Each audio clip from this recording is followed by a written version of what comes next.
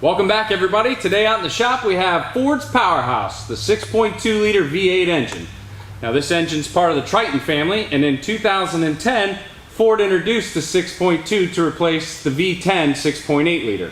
Now Alaina's going to talk about some of the features and upgrades that Ford and Powertrain products did to the engine. So as Drew mentioned, this engine is a part of the Triton family, and it actually is the biggest V8 in Ford's lineup altogether. Now this engine also employs 2 spark plugs per cylinder for a total of 16 altogether.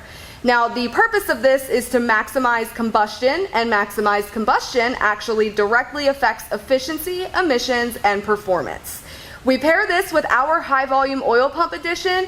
You can't go wrong.